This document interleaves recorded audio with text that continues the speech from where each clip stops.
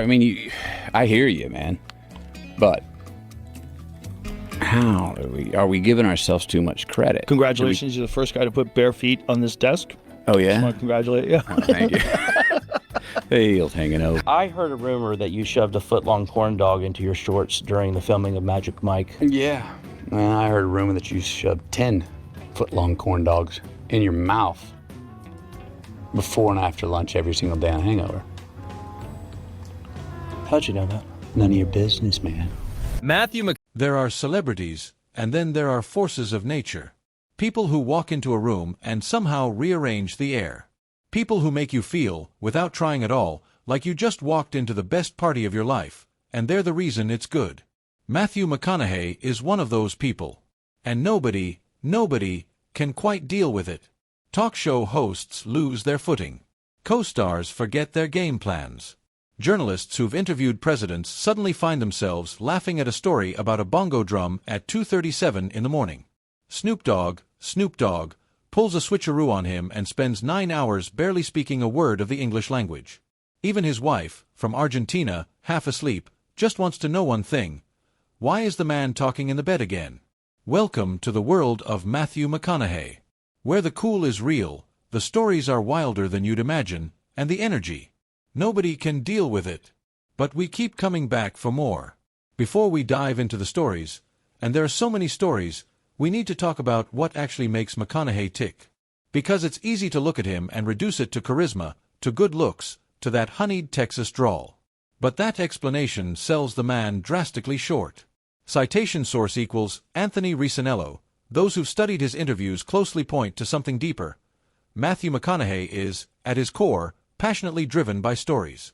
In interview after interview, across every press circuit and late-night couch, he's perfectly engaging, warm, funny, present, but it's only when he begins telling a story that his entire being lights up. His eyes dart backward, as if he's physically re-entering the past and reliving it in real time. Citation. That's not a performance trick. That's a soul trait. Citation index equals 11-1. Born in 1969 in Uvalde, Texas, McConaughey grew up in a complex household. His parents divorced and remarried each other multiple times, a dynamic that shaped his fierce commitment to honesty, resilience, and showing up as his authentic self.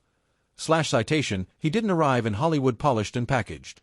He arrived curious and slightly chaotic, journal in hand, determined to understand what it means to live rather than just exist.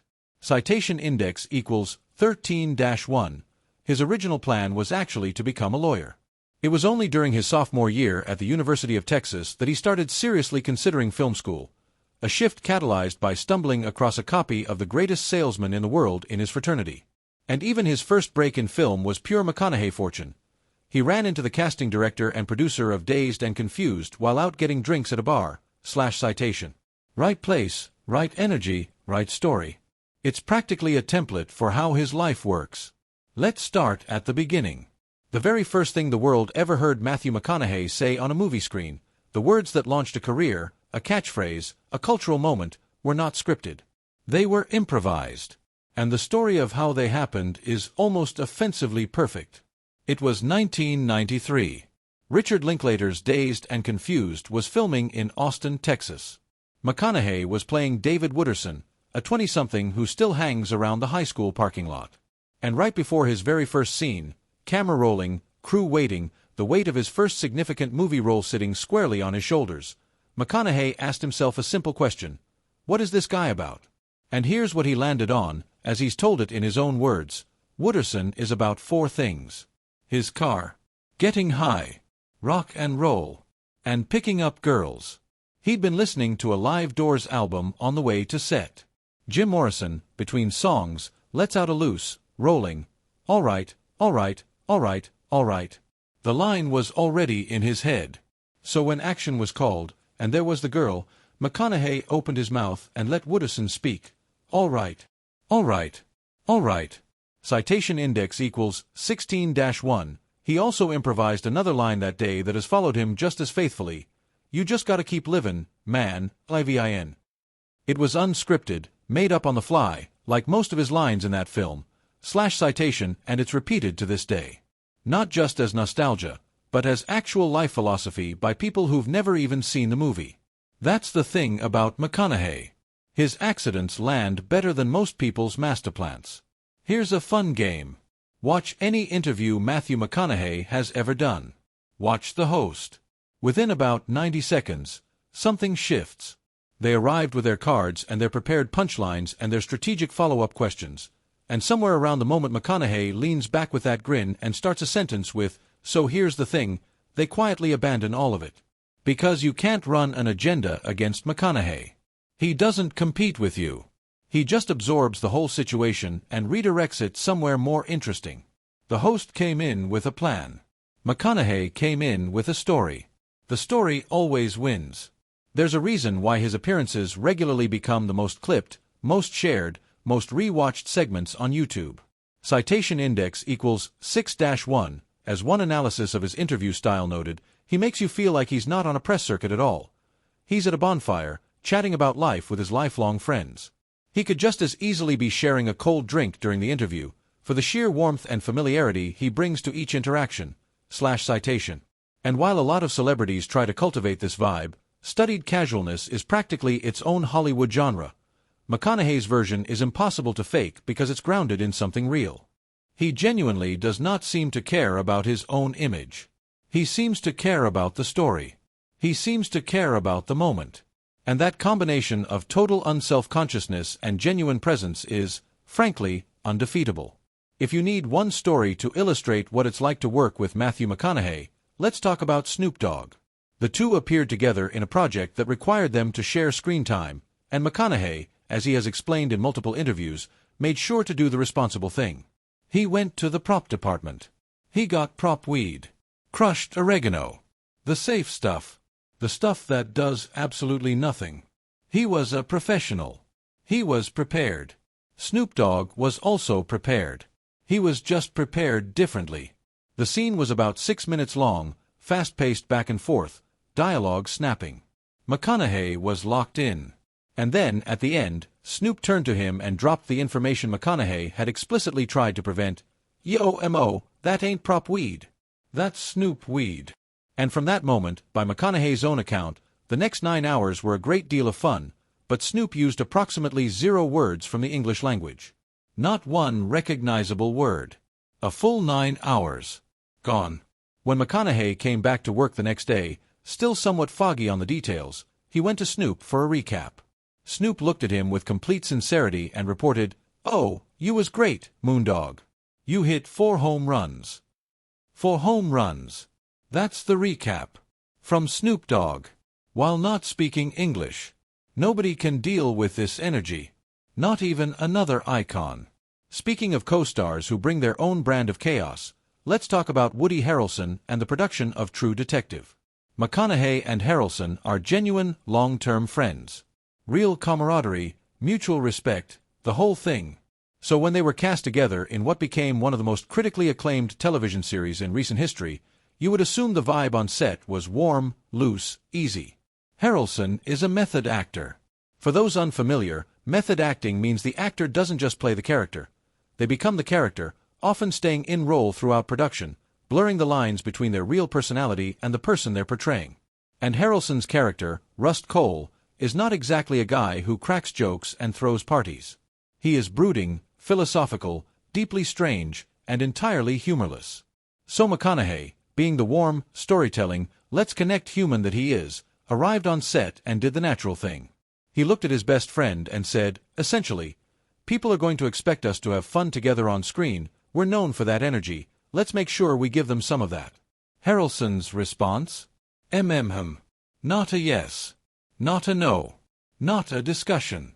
Just, And he stayed in character, Rust Cole energy fully intact, for the entirety of production.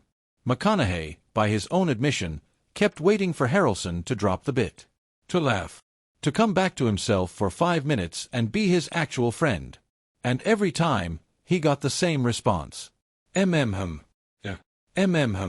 Even the people closest to Matthew McConaughey cannot fully deal with what they get. And sometimes, in the most beautiful irony, he becomes the one waiting for someone else's energy to shift. Here's the part where we dig a little deeper. Because it would be easy to watch all of this and conclude that Matthew McConaughey is simply a charming entertainer with good timing. And that would be a dramatic underestimation. In 2020, McConaughey published Greenlights, a memoir unlike almost any other celebrity book on the market. Citation index equals 10-1. It's structured around a central metaphor: life's traffic signals. Green lights are the moments where everything opens up and opportunity rushes in. Red lights are the stops, the setbacks, the locked doors. Yellow lights are the cautions, moments that require patience and recalibration before you proceed. Citation. What makes the philosophy compelling, and what separates it from the kind of shallow positivity you find on motivational posters, is that McConaughey doesn't pretend the red lights don't exist. Citation index equals 12-1. The book doesn't shy away from darkness. McConaughey discusses his father's death with raw emotion, acknowledges periods of being genuinely lost, and confesses openly to mistakes and regrets. This willingness to embrace life's full spectrum gives the philosophy real weight. It's not about toxic positivity or denying hardship. It's about finding the forward motion within every situation, even when that requires patience or painful growth. Citation. Citation index equals 11-1. The memoir draws from journals McConaughey has kept throughout his life, and includes stories, lessons, and reflections that range from his year as an exchange student in Australia, where cultural isolation forced deep introspection, to philosophical travels in the Amazon and Mali. Citation. Citation index equals 15-1. One of the book's central ideas is that authenticity is a formula. Truth plus a can-do attitude plus love equals your most authentic voice. It's a philosophy of consuming life as a verb, not a noun. Citation. That's what you're watching when McConaughey sits across from a talk show host and calmly takes over the room. You're not watching a performance. You're watching someone who has spent decades becoming increasingly, intentionally, ferociously himself. And when you are fully and unapologetically yourself, you create a gravitational field. People can't help but be pulled in. One of the things that keeps McConaughey grounded and genuinely interesting, rather than just polished, is that his family stories are as wild as his professional ones. Possibly wilder. There is, for example, the matter of his mother.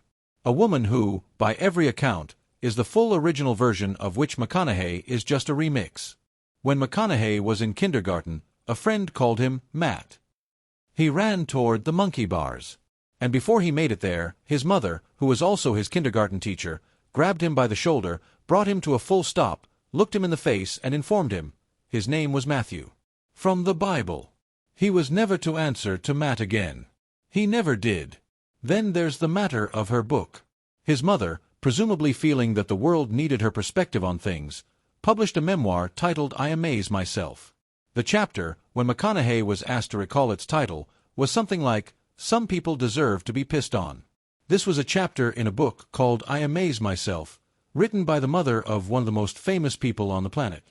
When he became famous and journalists began sniffing around for personal information, McConaughey had one request: keep it private. His mother's response was to invite a news crew for a guided tour of his childhood bedroom. This is where we caught him first sleeping with so-and-so, she reportedly narrated, camera rolling. Her explanation, when confronted, "Oh, I didn't know you'd see it. This is where the energy comes from. This is the origin story. You don't develop McConaughey-level cool on your own. You grow it in soil like this. Now let's talk about failure. Because cool people don't just cruise, they crash magnificently, and then they tell the story better than anyone else could." McConaughey had a role in a film called Scorpion Spring early in his career. He decided, in a choice he has described with perfect self-awareness, not to read the script beforehand. He wasn't going to read the scene. He was going to stay loose. He was going to trust himself. Cut to McConaughey on the set of Scorpion Spring, standing on his mark, 30 seconds from action, deciding to take a quick peek at the sides, the actor's term for the pages of script relevant to that day's shoot. 1 page. 2 pages. 3 pages. 4 pages. A 4-page monologue. In Spanish. He had taken a semester of Spanish in the 11th grade. By his own reckoning, this was not remotely sufficient preparation for 4 pages of monologue in Spanish. He turned to no one in particular on set and requested 12 minutes. He chose 12 minutes specifically, he has explained, because 12 minutes felt like it might be just long enough to learn the material while also being just short enough not to seem like a genuine inconvenience to the crew. It was not enough time. He did the scene. He has never watched it. He is too embarrassed. But he learned something that day that he has carried ever since. You have to prepare in order to have freedom. The improvisation, the loose energy, the all right, those only work if there's a foundation underneath them. The cool is earned, not assumed. This one needs no embellishment. And honestly, no embellishment is possible, because the facts are already functioning at maximum absurdity.